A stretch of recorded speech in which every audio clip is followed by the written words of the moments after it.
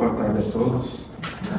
Sejamos todos bem-vindos à casa de Francisco de Assis, principalmente aqueles que estiveram a primeira vez.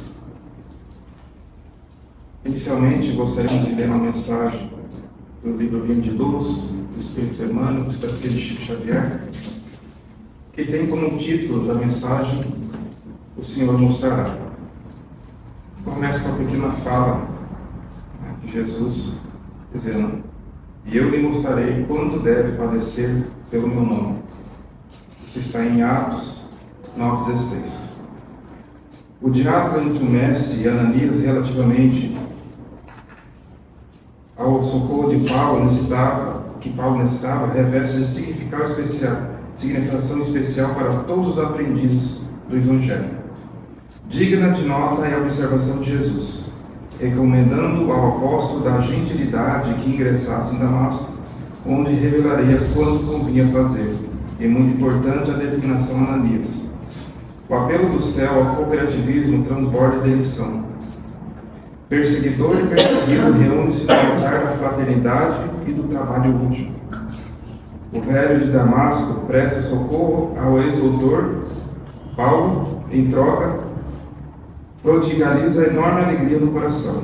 Acresce notar, porém, que Jesus chamou a si a tarefa de revelar ao recém-convertido quanto lhe competia lutar e sofrer pelo amor do reino de Jesus.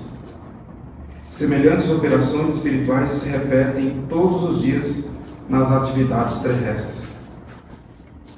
Debaixo da inspiração do Cristo, diariamente há movimentos de aproximação entre quantos se candidatam a um bom entendimento perante a vida eterna. Alguns trazem a mão confortadora e amiga da assistência fraternal. Outros, o júbilo sagrado da esperança sublime. Estabelece novos acordos, traçam-se novas diretrizes. Imperioso é reconhecer, porém, que o Senhor mostrará a cada trabalhador o conteúdo de serviço e testemunho que lhe compete fornecer no ministério do seu amor infinito. Então, com essa mensagem de Emmanuel, eu gostaria de convidar a todos para elevar o pensamento a Deus e fazermos a nossa prece. Procuremos dessa forma, então, nesse momento, aquietarmos a nossa mente, o nosso coração,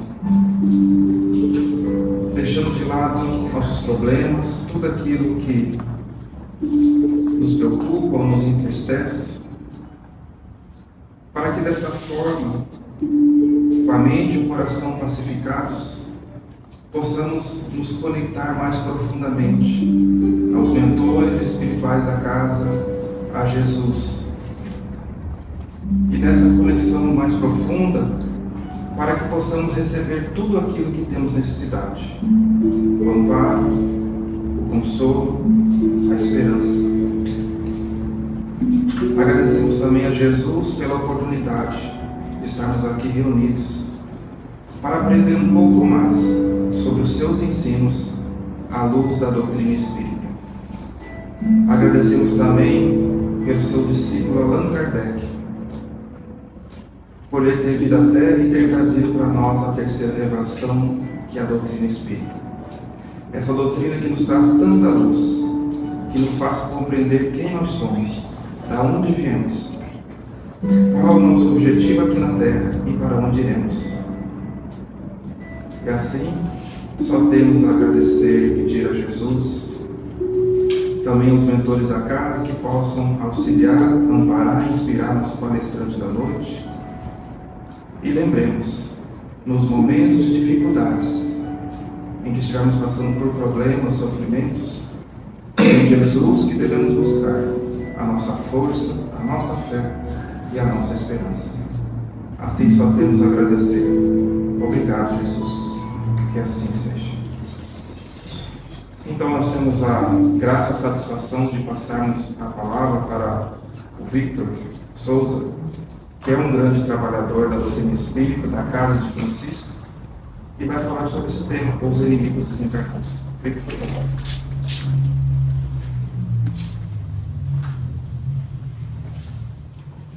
Boa noite a todos, queridos irmãos. queridos irmãos. Muito obrigado, irmão Fernando, pelas carinhosas palavras. Gostaria de agradecer a Keila pelo convite, responsável por nossas exposições aí da Casa de Francisco, e a Rose e o Leonardo, que são os presidentes e vice-presidentes da Casa. Bom, o nosso assunto de hoje é um assunto que deve fazer parte da preocupação de todas as pessoas que são espíritas e não espíritas. Então é um assunto bastante controverso, que nós temos que amar os nossos inimigos, principalmente nossos inimigos desencarnados. Nossos inimigos encarnados, nós sabemos o endereço, sabemos a face e o momento que eles se aproximam de nós. Os desencarnados, eles se aproximam de nós invisivelmente e estão conosco dioturnamente. Se eles decidirem que eles não vão nos abandonar, a que nós formos a qualquer lugar, eles estarão junto conosco, nos ajudando a evoluir na base do sofrimento. Então, amai os nossos inimigos. Primeiramente, a maldade não é um estado preponderante dos homens, ou permanente. É uma imperfeição momentânea, que um dia que o homem reconhecerá os seus erros e se tornará um homem bom. Nós aprendemos, talvez em outras agremiações religiosas, que existia a figura lendária do demônio, que era o indivíduo que tinha se rebelado contra Deus, estava condenado pela eternidade a ser o quê? Um indivíduo infeliz que estaria longe da graça de Deus.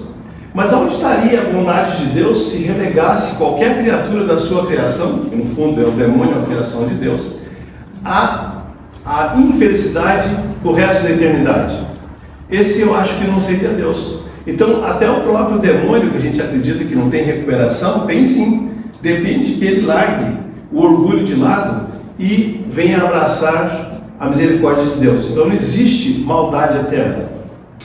A morte livra apenas o nosso contato físico com o nosso inimigo, mas o nosso inimigo segue a cada um de nós de perto, se nós tenhamos algum inimigos. E todos nós temos inimigos. O importante é que nós não sejamos inimigos de ninguém, mas nós temos inimigos. Então, extinguir o ódio com sangue, tinha uma máxima antiga, né?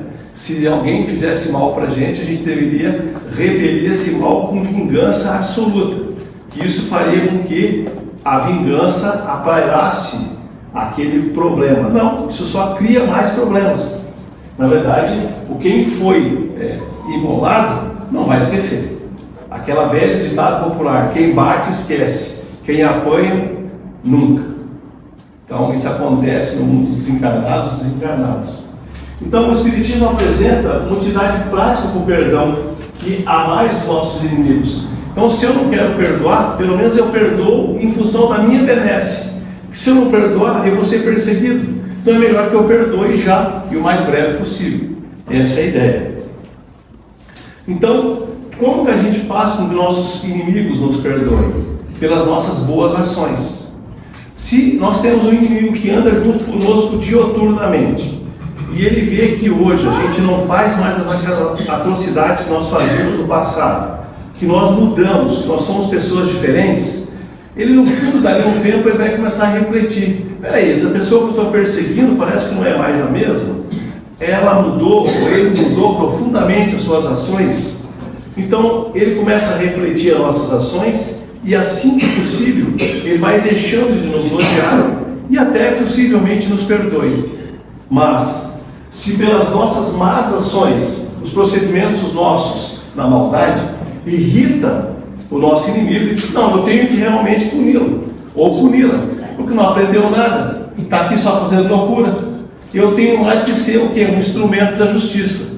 Isso dá mais força para o nosso inimigo realmente se vingar de nós ou cobrar as contas que lhe são devidas. Então, os inimigos do mundo invisível se manifestam de várias maneiras aqui no nosso planeta. Eles estão em todo lugar, em todos os momentos, em todas as situações. Mas então a gente vive rodeado por pessoas que não gostam de nós? Na grande maioria, sim. Infelizmente, sim. Que a gente vem rebanhando várias inimizades por muito tempo. Essas inimizades às vezes não nos esquecem e vem acompanhando nós em cada encarnação para que a gente aprenda. Esse é o objetivo. Deus não quer que nós sejamos punidos. Deus quer que nós façamos a lição correta de casa, que é que nós perdoemos os nossos inimigos e façamos com que eles melhorem a vida deles. Essa é a ideia. Então, se não houvesse homens maus na Terra, não haveria espíritos maus ao seu redor. Se nós fôssemos um planeta de provas e expiações, nós não fôssemos um planeta de provas e expiações, nosso planeta não era rodeado por regiões de umbral ou de trevas. Se nós fôssemos um planeta de regeneração, ou mesmo um planeta feliz, na verdade, nosso rodeio, lá tem vários lugares aqui, olha, irmão. Fica à vontade. Nós teríamos muitos irmãos nas circunvizinhanças da Terra, irmãos com colônias espirituais para receber os nossos irmãos desencarnados. Mas, como nós temos muitos homens maus e mulheres maus no planeta, nós temos muitas zonas de sofrimento e aflição. Por quê? É resultado das pessoas que moram aqui, são encarnadas, quando vão para o mundo espiritual, elas têm que morar em algum lugar que lhe é devido. Como é que essa residência é traçada? Pelo nosso pensamento. O nosso pensamento nos leva a viver nessas regiões de sofrimento. Então não tem como escamotear no mundo espiritual depois que nós desencarnarmos. Aqui a gente pode fazer uma máscara de boa pessoa e no fundo a gente não ser uma boa pessoa assim. Mas no mundo espiritual, tirou essa armadura de corpo, de carne, a gente acaba ficando transparente. E a gente vai morar aonde nos é devido. Esse é o grande problema. Então, vamos estudar um pouquinho o Espiritismo. Para quem é espírita, tudo bem. Para quem não é espírita, vamos estudar um pouquinho o Espiritismo. Na questão 457 do Livro dos Espíritos, o Kardec pergunta o seguinte dos Espíritos: pode os Espíritos conhecer os nossos mais secretos pensamentos? Então, quando eu estou pensando, será que os Espíritos que estão na minha volta sabem o que eu estou pensando? Essa é a pergunta do Kardec, né? Vamos ver o que ele responde, os Espíritos. Muitas vezes chegam a conhecer o que desejariam ocultar-vos de vós mesmos, nem em ato, nem em pensamento lhes pode dissimular. Então, tudo que nós pensamos, absolutamente tudo, os nossos irmãos desencarnados sabem. Não tem como enganá-los. Essa é a grande pergunta que nós nunca podemos esquecer. Se tudo que eu falar aqui hoje vocês esquecerem, isso vocês não podem esquecer. Na 459 do Livro dos Espíritos, influenciam os Espíritos em vossos pensamentos, em vossos atos? Kardec pergunta. O que os Espíritos respondem? Muito mais que imaginais. Influencia a tal ponto ordinário que são eles que vos dirigem aí na Terra. Então quer dizer que eu sou uma marionete? Quem me dirige são os Espíritos desencarnados? Mais ou menos assim. Mas não é uma crueldade?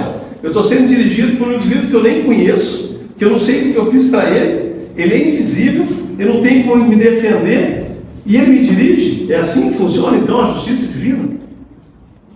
Essa é a verdadeira justiça divina. Porque quando o Espírito me sugere uma má ação, eu tenho o poder de fazer ou não pelo meu livre-arbítrio. Se eu não faço, eu ganho pontos na minha evolução. Se eu cedo a pressão e faço aquilo que me sugeriram, é porque eu ainda não tenho certeza daquilo que eu escolhi. Então, aquele espírito que resiste às tentações, é porque ele realmente já aprendeu a lição. E ele não precisa normalmente voltar a repetir o ano letivo anterior. Agora, aquele indivíduo que faz as ações que são sugeridas, mas é porque ele ainda não aprendeu e precisa ainda aprender. Então, na 461 do Livro dos Espíritos, como haver de distinguir os pensamentos que são próprios nossos ou que não são próprios, que são sugeridos? Como é que eu faço para saber se um pensamento é meu ou alguém está querendo enfiar alguma coisa na minha cabeça? Se o pensamento vem logo de cara, o pensamento logo é meu. Aquele que vem rapidamente, instantaneamente. Aquele que parece que daqui a pouco eu tenho uma ideia que surgiu na minha cabeça, que me sugeriram, geralmente é alguém que está ali falando. Bom ou ruim. Na minha profissão acontece muito. Muitas vezes nós somos orgulhosos e achamos que sabemos mais do que sabemos. Estamos tratando uma criaturinha ali que Jesus zela muito por ela. E a gente vai tomar uma atitude errada durante um tratamento. Aí vem o mentor espiritual ou algum médico espiritual que foi designado para o nosso tratamento, nós querendo ou não ele está lá. E quando a gente abre o pensamento desse nosso irmão, ele sugere uma atitude. E nós fazemos essa atitude. Aquilo dá muito certo. Aí, como a gente é orgulhoso, diz, nossa, como eu sou inteligente, tirei isso da minha cabeça, que eu não sei nem como eu tirei isso da minha cabeça. Como o conhecimento flui em mim. E eu ouço isso muito. O que é isso? São nossos irmãos que estão nos sugerindo coisas boas para que aquela pessoa que depende de nós não passe sofrimento por conta disso. Isso em todas as profissões, em todas as relações humanas. Então, praticando o bem, ele pergunta assim, por que meio podemos neutralizar a influência dos maus espíritos? Então, se eu sou uma vítima, coitadinho de nós, que estamos sendo prejudicados por nossos irmãos inferiores, ou nossos inimigos, que estão nos obsediando invisivelmente, e a gente não tem como se defender, e a gente tem que ver como que a gente se defende desses irmãos, praticando o bem e pondo em Deus a nossa confiança.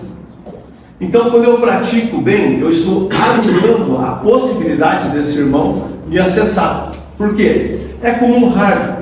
Hoje, as gerações mais novas, com muita tecnologia, não entendem muito bem isso. Hoje a gente liga a internet e a internet nos dá o acesso a tudo.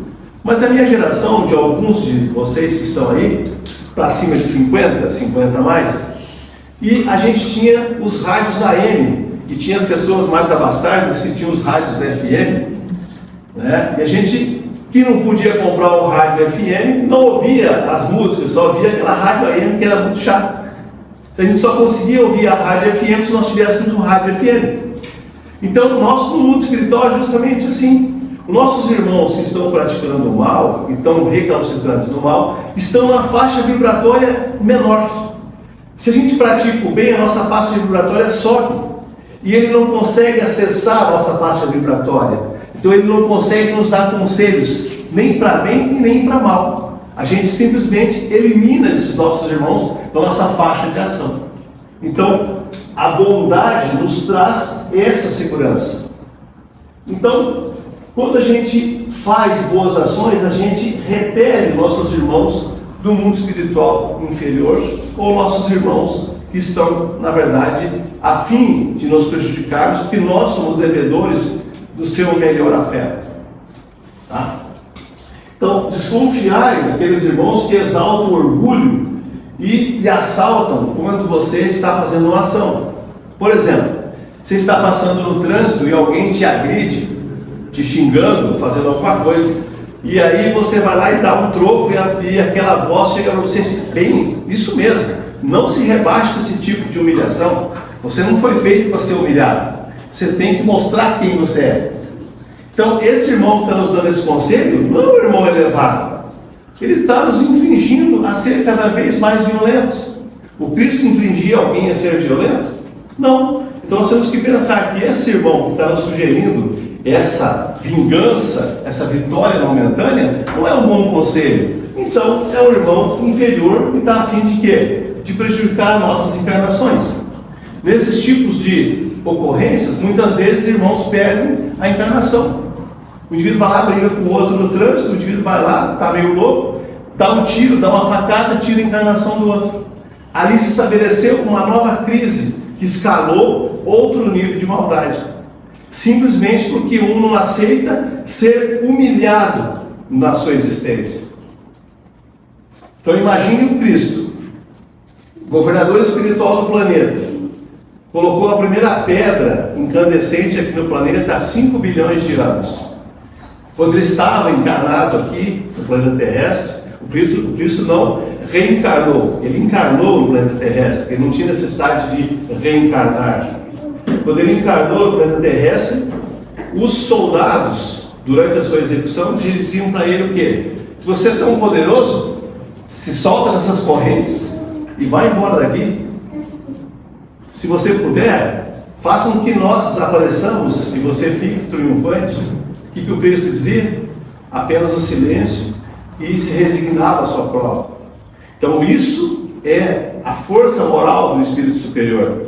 Então tudo que a gente tiver em dúvida, como o irmão Fernando falou, nós temos que buscar inspiração sempre no Cristo, nunca nos irmãos da casa de Francisco, que nós todos somos perecíveis de quedas.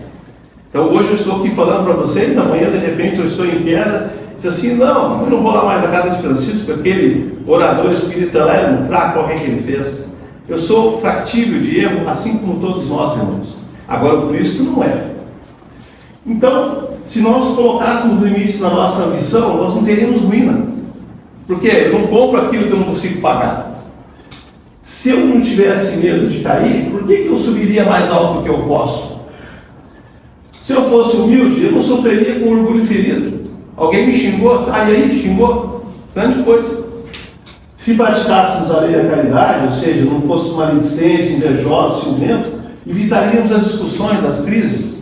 Hoje a crise escalou de tal forma que o problema acontecido em Cascavel reverbera na China. Uma crise chinesa reverbera na Índia. Então nós falávamos mal só dos nossos vizinhos aqui do nosso pátio. Hoje a gente fala mal do mundo inteiro. A gente olha uma cena da internet e já começa a fazer julgamento. A gente nem conhece os fatos. Então nós escalamos a maledicência a níveis talvez nunca vistos pela humanidade terrestre. É importante que nós nos policiemos disso. Então, se nós não fizéssemos mal a ninguém, não teríamos medo de vingança. Mas pode ser um louco que venha me roubar e me mate. Tá, e aí? Matou essa minha existência, mas não matou meu espírito. Manuel Filomeno de Miranda interrogou uma vez o Dr. Hermann, fazia lá um trabalho espiritual, assim como o doutor famoso Dr. Fritz, e um espírito foi lá atormentar a reunião e ele não conseguiu tirar o espírito dali. Aí o Manuel Filomeno de Miranda perguntou por que esse médico não tinha conseguido debelar esse espírito daquele tentame dele de atrapalhar a reunião. Ele disse assim, apesar do indivíduo ser médico, respeitáveis habilidades cirúrgicas, ainda ele não conseguiu humildade e amor. Quando Cristo estava no Tabor, não sei se você se lembra dessa passagem evangélica, que o pai veio com o filho, Senhor, tire os demônios do corpo do meu filho. Ele se joga na fogueira até queimar o seu corpo, se atira na água e ele não consegue a paz. Os seus discípulos já tentaram tirar esses espíritos imundos do corpo do meu filho e não conseguiram. O Cristo fez a oração e mandou que os espíritos acercassem dos corpos, os corpos se afogaram na água. Vocês lembram disso no Mar da Galileia? E o Cristo, os espíritos foram interrogar o Cristo, por que eles não conseguiram retirar aqueles espíritos maus daquele rapaz, e o Cristo conseguiu. Ele disse, para que esse tipo de espírito precisa ser necessário muito jejum e muita oração. Será que o jejum é da comida?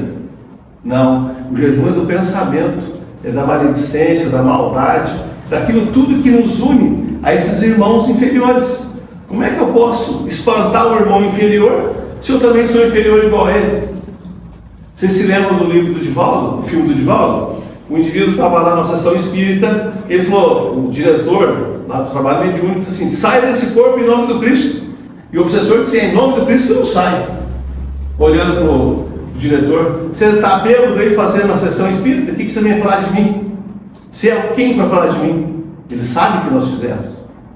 Então, se nós queremos educar alguém, antes disso devemos nos educarmos. Então, também no livro do Manuel Filomeno de Miranda, ele mostra a vida da Dona Armênia, uma médium dedicada, que ela trabalhava no centro espírita, e o marido dela fazia uma hora algazarra quando ela chegava em casa, agredia. Hoje em dia, se agredir, vai para a cadeia, mas naquela época agredia ela, batia nela, porque ela ia na casa espírita, porque ele ficava alcoolizado, porque os irmãos que eram inimigos da causa do Cristo faziam com que ele bebesse, e ele pegava sobre os auspícios do álcool e batia na Dona Armênia. E daí ele tentava de todo jeito fazer com que ela continuasse os trabalhos. Uma vez ela chegando em casa, o filho mais velho, vendo ela ser agredido, simplesmente entrou em luta corporal com o pai esfaqueou o filho, o pai foi preso e o filho praticamente morto no hospital. Quantas vezes isso acontece em nossas existências? Quantas histórias a gente sabe igual? Não é só no livro do Manuel Filomeno de Miranda, Então, nossos irmãos inferiores nos ensinam que o álcool é uma coisa maravilhosa, mas o álcool muitas vezes nos libera as ações que estão repelidas no nosso próprio inconsciente. O alcoolismo, então, é uma das grandes chagas que nós enfrentamos na luta contra nossos irmãos. Mas as festas, as celebrações sempre são regadas ao álcool. E socialmente é muito bem aceito. Só que o limite entre a tolerância e a loucura é muito estreito. Também os entorpecentes químicos hoje chegaram a níveis estratosféricos da nossa sociedade. Como é difícil tirar um irmão que está dependente de drogas, das drogas, porque há uma interação entre o espírito, que é o obsessor que precisa das drogas, e o indivíduo que está usando a droga para passar o fluido para o indivíduo que está desencarnado. Existe uma simbiose entre o desencarnado e o dependente, que é muito difícil de dissolver essa situação. Com muita oração e muita graça que a gente consegue uma situação dessa. A maioria derrapam para o suicídio. Então essa é a nossa chaga atual da sociedade. Então, ao desencarnar, o alcoólatra ele não desaparece. Ele segue no mundo espiritual alcoólatra. E ele fica obsediando o indivíduo que não é alcoólatra, ou que é alcoólatra, para que beba, para que ele consiga sorver os fluidos do álcool, para que ele consiga vencer o vício, porque ele não consegue mais pegar um copo e tomar um copo de álcool. Então ele fica assediando os indivíduos com vícios no álcool e na droga, para que ele consiga fazer com que essa pessoa use o entorpecente, uma droga, em benefício próprio do desencarnado. Por isso que nós somos vítimas dos desencarnados. Então, os homens encarnados vivem à maneira cercados pelos nossos irmãos desencarnados. Nós estamos mergulhados no mesmo cadinho entre os encarnados e desencarnados. Como é que a gente faz isso? Para sair desse lamaçal, vivendo um pouquinho mais elevado, para a gente sair da zona de frequência dos nossos irmãos. Então, essas criaturas que são invisíveis nos horários da Terra, vivem dioturnamente conosco. Quem tem mediunidade consegue enxergar nossos irmãos ostensivamente em todos os lugares. Então, nós estudamos agora a teoria. Terminamos agora o curso de teoria, vamos passar para a prática. Então, todos os cursos têm uma parte teórica e uma parte prática. Nós fizemos a parte teórica. Vamos à parte prática agora. Então, aqui está uma história verdadeira descrita pelo Chico Xavier no livro do André Luiz, no livro Libertação. Então, lá conta essa história, uma história muito interessante no livro. Eu vou tentar resumir em 10, 15 minutos aqui para vocês um livro de 250, 280 páginas. Então, vamos lá, vamos tentar. Esse indivíduo, o instrutor Gúbio, que era o instrutor espiritual daquela,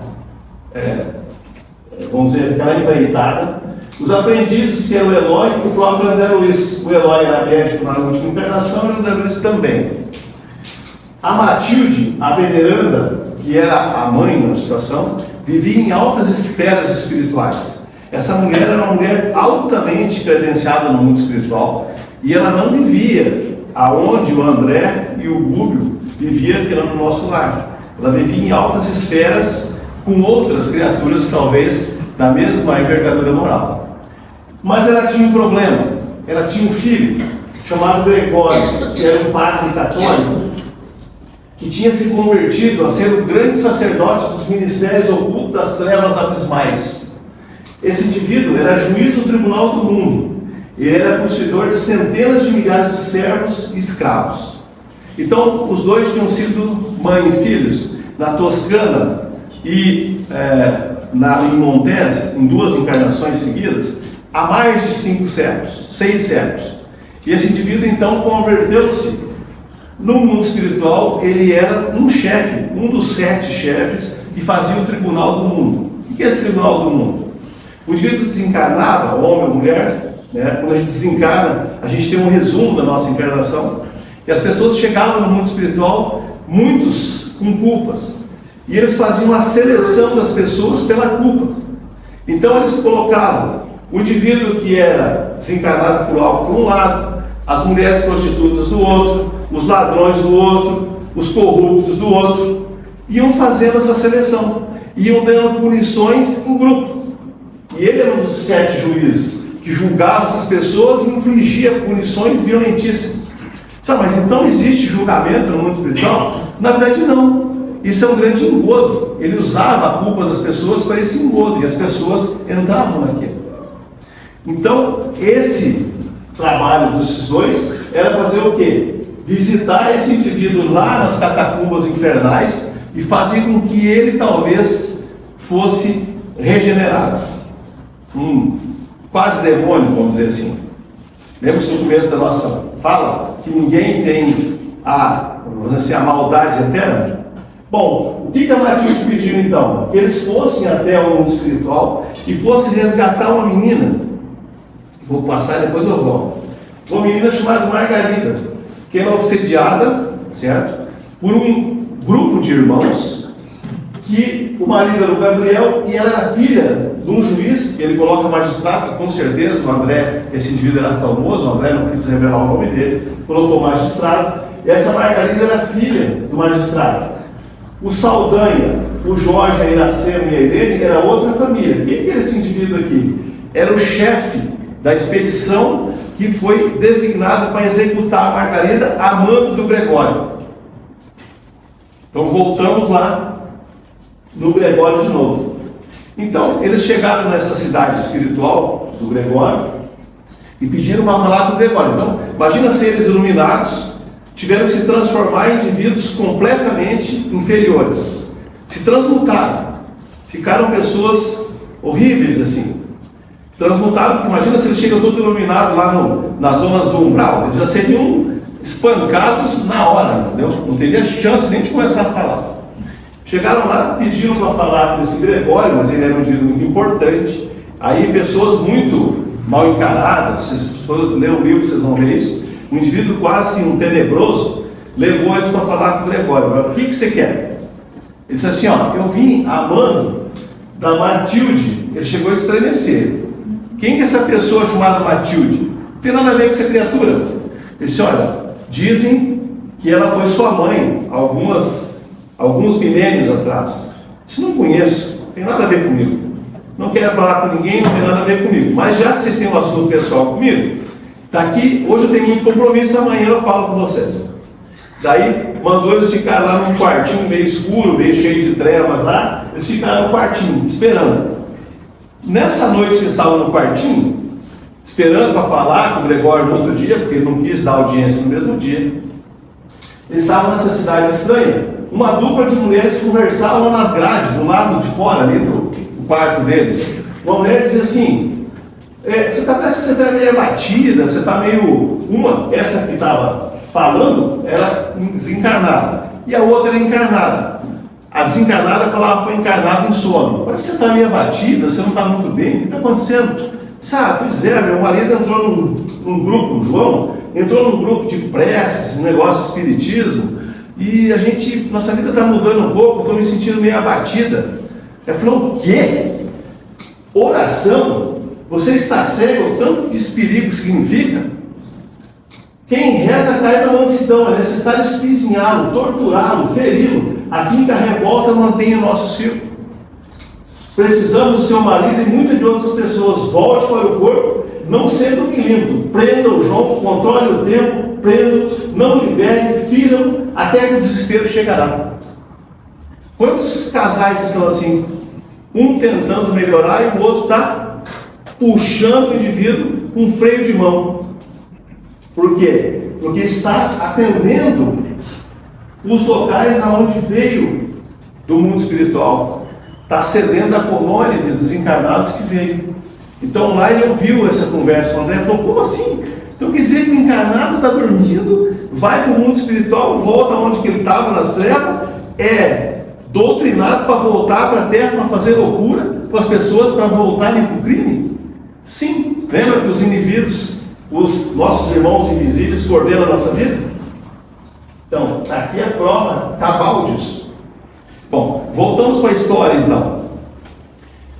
Chegaram lá, conversaram com o Gregório, para que o Gregório autorizasse, segundo eles queriam que o Gregório autorizasse, eles mudar alguma coisa da história da Margarida, que a Margarida ia ser morta por esse grupo de obsessores. Aí o Gregório ficou reticente, muito bravo e tal, ele foi indo até conseguir convencer o Gregório. O Gregório falou: pode ir, eu não vou ligar não, mas vocês não vão conseguir fazer nada mesmo, essa menina já está morta, e vocês não vão fazer nada. Mas por que o Gregório estava tão bravo com essa Margarida? Porque ela tinha sido a mulher dele há 600 anos antes dele ser padre, e ela maltratou ele, feriu, traiu, e ele não perdoava. Daí ele resolveu se vingar. Ele se vingava todas as vezes que ele encontrava ela. Ele mandou esse grupo aqui. Esse indivíduo é extremamente hábil e extremamente mau. Ele tinha um grupo de 60 pessoas que colocavam essa menina na cama, 2 ficavam segurando ela na cama, colocaram um monte de aparelhos na cabeça dela para sugar as energias dela, controlavam até a pressão arterial. E ela estava definhando aquelas depressão profunda que a gente veio falar, definhando no quarto, e nenhum médico sabia tratar. Quando o André, o Gúbio e o Eloy chegaram aqui, viram essa situação terrível. Só que, pasmem vocês, o Gúbio era o pai da Margarida em outras encarnações. Aí o André disse assim: mas se fosse minha filha, que eu visse esses brutamontes em cima delas, eu ia pegar esses caras e eu ia lutar um por um, eu ia acabar com a raça deles. Só que o Gúbio não fez nada. O Gúbio pegou, ainda conversou com o Saldanha, que era o chefe, foi lá, falou, ficou meio amigo do Saldanha, porque também estava como se ele fosse o enviado do Gregório, lembra do Gregório? Então, ele ficou conversando com o Saldanha.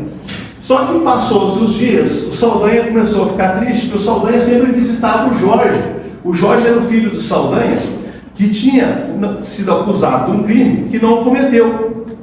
Que foi julgado por quem? Pelo magistrado, que jogou ele na cadeia, por conta que quem matou era uma pessoa influente, e foi melhor condenar um pobre, que era o Jorge.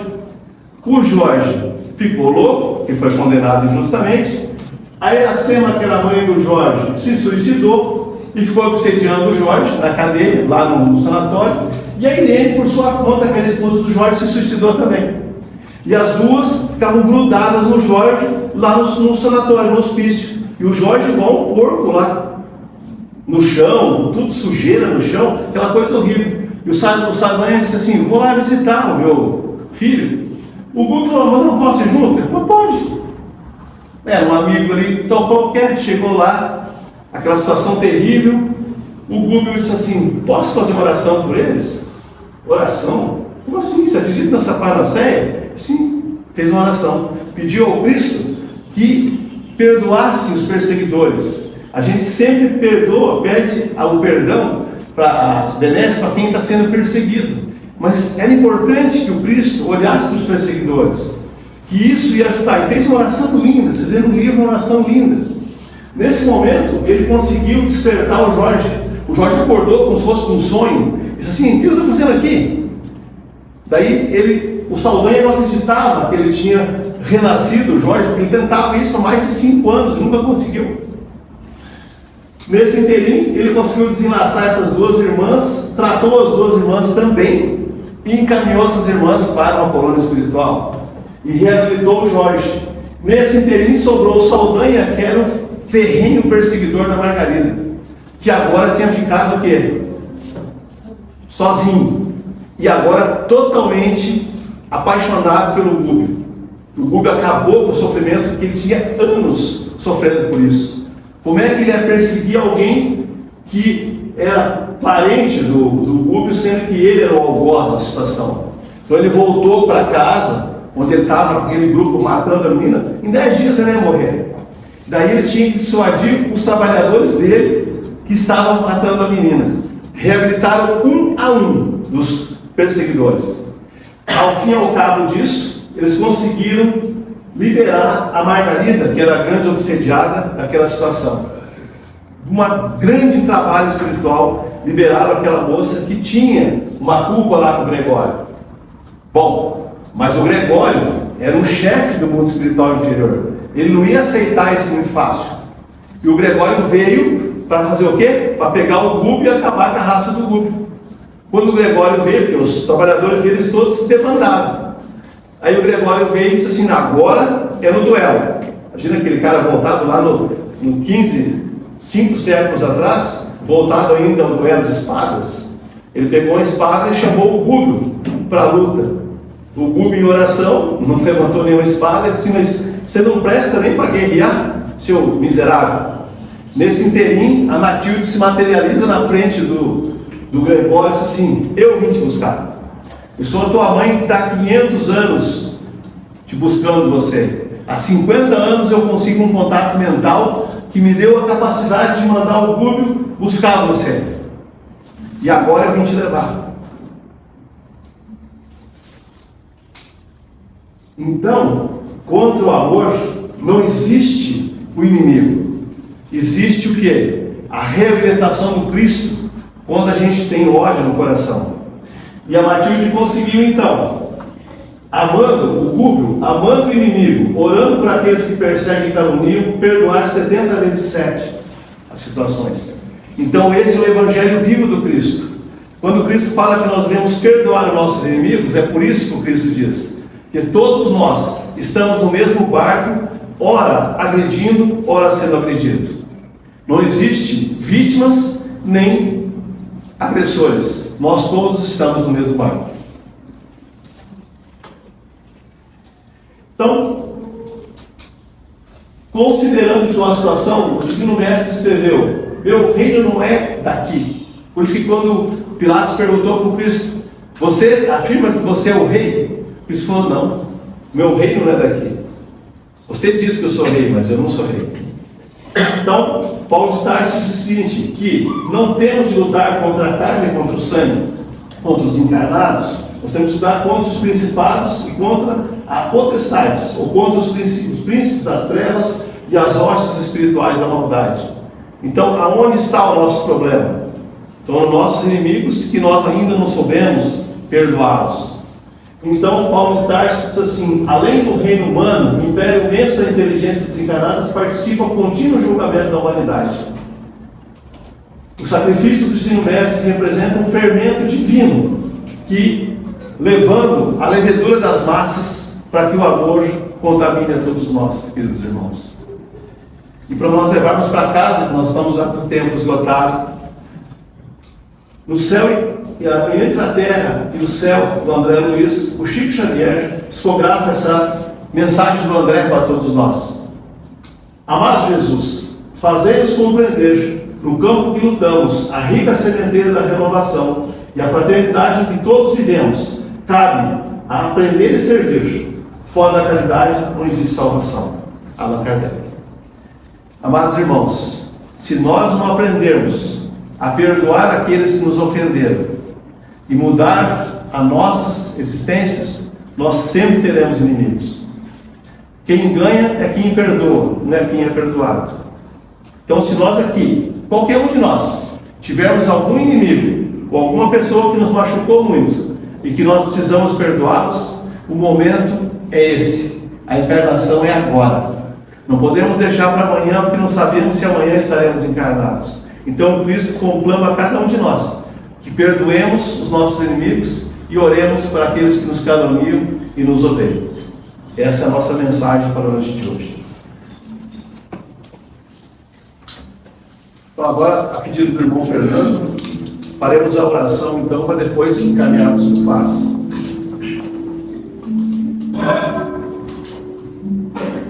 Amado Mestre Jesus, pedimos aos mentores espirituais da Casa de Francisco que estejam nesse momento operando espiritualmente em cada irmão que veio aqui na Casa de Francisco, para que possamos abrir nossos corações para novos horizontes em nossas existências terrestres. Que nosso orgulho seja cada vez mais eliminado de nossas existências. Que nossas escolhas sejam sempre pelo amor e nunca pelo ódio ou pela vingança. Que a nossa boca não faça o escárnio do nosso irmão. Que o julgamento e a inveja e, acima de tudo, o perjúrio não faça com que as nossas vidas perdam o brilho das nossas existências. Pedimos aos nossos irmãos desencarnados aqui presentes que o Mestre Jesus sempre tem uma nova oportunidade para cada um de nós. Se a nossa existência não foi profícua, novas oportunidades o Mestre Jesus nos dará. Novos caminhos se abrirão a cada um de nós. E que nós temos que nos tornarmos irmãos e amarmos uns aos outros. Pedimos ao Mestre Jesus que acompanhe cada um de vós para seus lares e leve a paz que o Mestre Jesus sempre nos deu e nos dará. Amados irmãos, que a paz do Mestre Jesus esteja convosco.